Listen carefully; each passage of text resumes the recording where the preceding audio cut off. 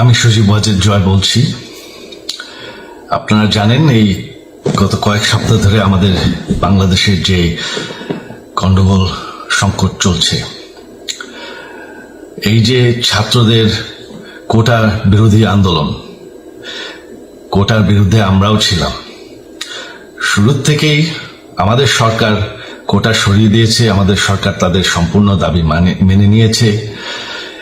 এটা আদালতের একটা রায় ছিল, এটা আমাদের সরকারের করার ছিল না। তাও আমরা অ্যাপিল করে দ্রুত এই কোটা তুলে দেই। তাতেও আন্দোলনকারীরা সন্তুষ্ট না। আমরা তাদেরকে আলোচনায় ডেকেছি, আমরা একটা জুডিশিয়াল কমিশন করেছি যে সংঘর্ষে যে হত্যাকাণ্ড হয়েছে সেটার বিচারের জন্য। অনেক পুলিশ অফিসার যারা অতিরিক্ত ফোর্স ইউজ করেছে তাদেরকে আমরা সরিয়ে সাসপেন্ড করেছি। তাতেও এই আন্দোলনকারীরা সন্তুষ্ট নয়। আমরা যতই ছাড় দেন, প্রধানমন্ত্রী নিজেই তাদেরকে ডেকেছেন যে আসেন আমরা আলোচনায় বসি, তাতেও তারা সন্তুষ্ট না। আমরা যতই ছাড় দিতে থাকি, যতই তাদের দাবি মেনে নিতে থাকি, তারা কিছুতেই সন্তুষ্ট না, তারা খালি দাবি বাড়িয়ে যাচ্ছে। এখন দাবি হচ্ছে যে সরকারের পতন।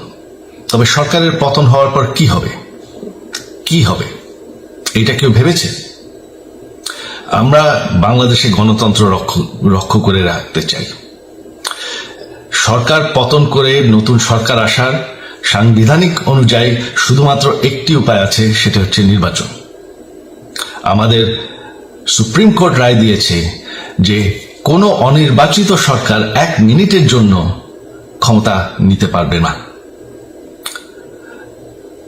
তো তাদের এই নির্বাচনের দাবিও যদি আমরা মেনে নেই, তো তারা তো এই পর্যন্ত কোনো দাবি, আমরা যত দাবিতেই রাজি হয়েছি তারা তাদের দাবি বেরিয়ে যাচ্ছে।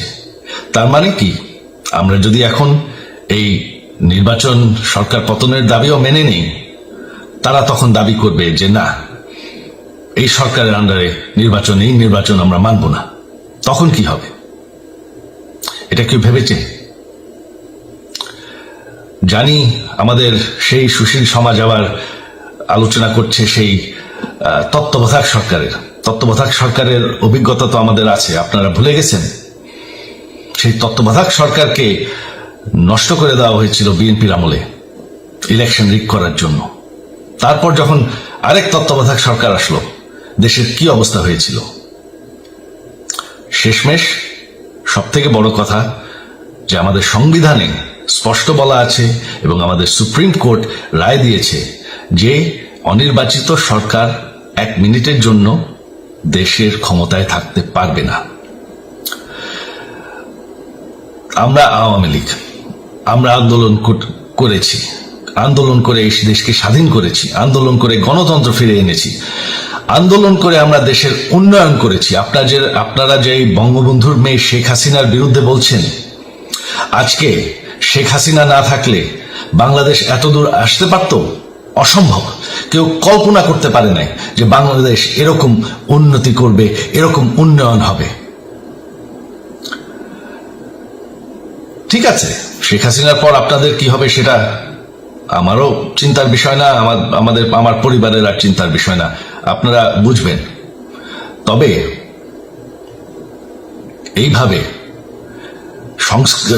সংঘর্ষ করে, হত্যাকাণ্ড করে ক্ষমতা দখল করা যাবে না। এটা আর আন্দোলন না। যখন পুলিশ হত্যা করা হচ্ছে, নিরীহ মানুষের উপর হত্যাকাণ্ড চলছে, মানুষের বাসায় আগুন দেওয়া হচ্ছে, জার্নালিস্টদেরকে হত্যা করা হচ্ছে, এটা হয়ে গেছে সন্ত্রাস। আর সন্ত্রাস মোকাবেলা শুধুমাত্র একটি ভাবে করা যায়। আমার অনুরোধ, আমাদের ল এনফোর্সমেন্ট, আমরা অনেক ধৈর্য দিয়েছি আর ধরেছি, তবে এখন আর এটা সহ্য করা যাবে না। ল এনফোর্সমেন্ট এজেন্সি, বিজিবি এবং কি আমাদের মিলিটারির প্রতি আমার আহ্বান যে আপনাদের দায়িত্ব হচ্ছে আমাদের দেশের মানুষকে নিরাপদ রাখা। এবং আমাদের দেশকে নিরাপদ রাখা, আমাদের দেশের সংবিধানকে নিরাপদ রাখা, সংবিধানকে রক্ষা করা। তার মানে 1 মিনিটের জন্য কোনো অনির্বাচিত সরকার আমাদের ক্ষমতায় আসতে দিবেন না। এটা হচ্ছে আপনাদের দায়িত্ব, কারণ সেইটা হলে আমরা আবার পাকিস্তানের মতন হয়ে যাব। আমাদের এই যে 15 বছরের উন্নয়ন সব শেষ হয়ে যাবে। বাংলাদেশ এর থেকে আর কোনোদিন ফিরে আসবে না। আমিও সেটা চাই না, আপনারাও সেটা চান না। আমি সজীব ওয়াজের জয় যতদিন আমার পক্ষে সম্ভব আমি সেটা হতে দেব না।